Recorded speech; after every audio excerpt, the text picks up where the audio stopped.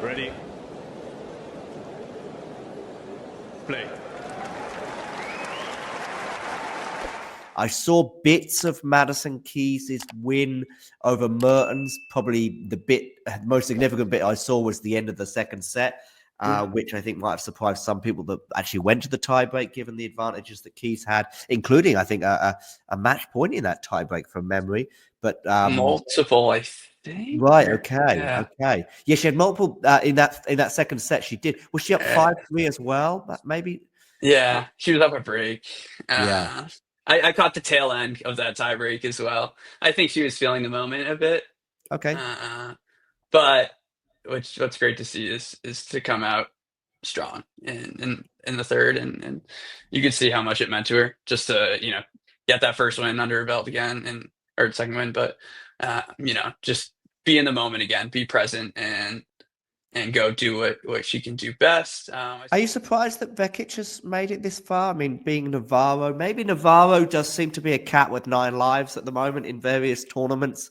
And even here in Indian Wells, of course, having to save a match point herself en route to the round of 32 before she came unstuck. But yeah, I think maybe for me at least, I still probably thought that she would have too much for Vekic. But there we go. Vekic won that one 7-6, 6-1. I don't know if you caught any of this match, but if you didn't, I'd like to get your thoughts on her upcoming match against Madison Keys. Yeah, I was able to watch some of that Navarro match. It was a little bit of a break fest in the first set. Pretty much traded breaks from, I think, 2-1.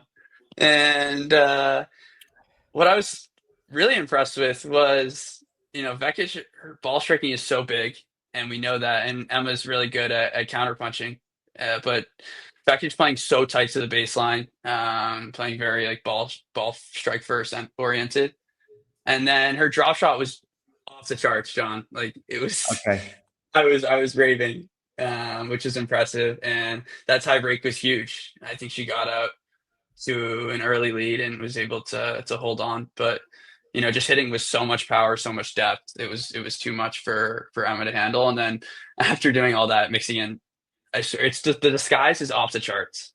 If you take a look at some of those highlights, you'll I hope you'll agree with me. But so it's definitely a positive performance, and yeah, definitely impressed me against Navarro, who can always outlast you. Do you think she has a fighter's chance, or maybe even more, against Madison Keys? Totally. So I do. Yeah, you do. Okay. Yeah.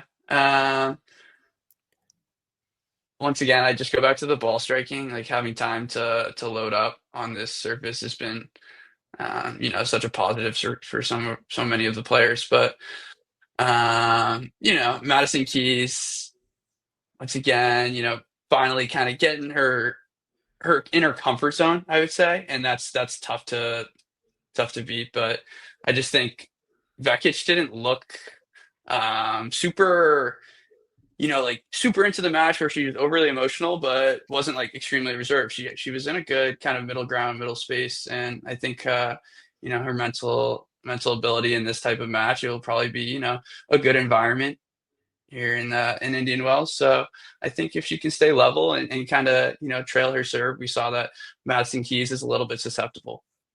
Yeah, she is susceptible, and I think maybe Madison, of course, is unbeaten so far this year. If I'm right, she won a tournament, didn't she, on the eve of the Australian Open? Is she unbeaten? Besides Towson, she lost to Clara Towson, so she's yeah, like of course. I 16 apologize. points.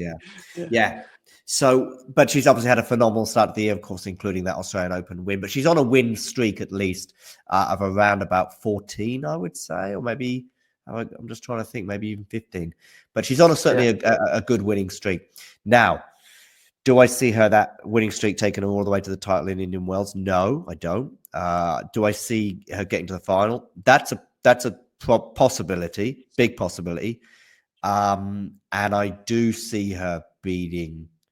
The reason, of course, the one thing that makes me stop her from winning the title is Iga Swiatek. Now, of course, I know she beat her on a hard court in Australia, but that is worlds away from this hard court here, as we've seen with the way that Iga's performed in the desert over the last few years compared to Australia. They're worlds apart, her results, and there's a reason for that.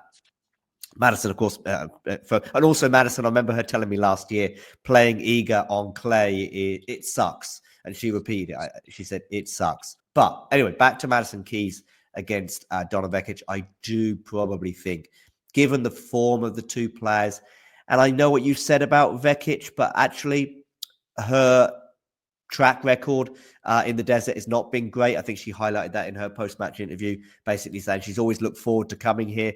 And even though her results here have never been great, I think this is the furthest she's been in the tournament in her career. She enjoys playing here, but the results suggest otherwise, certainly. And I expect that to continue against Madison and might even go Keys in straights.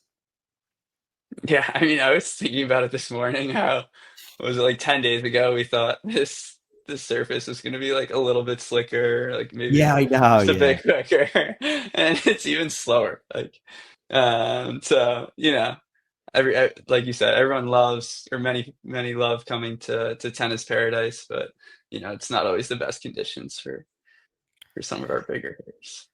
Indeed. Are you going to go for Keys or Vekic? I'll play the U.S. card. All right. Madison Keys it is. Keys. Yep, I got you. If you enjoyed this video, make sure you hit that like button. Don't forget to subscribe and click that notification bell so you don't miss out on all things tennis.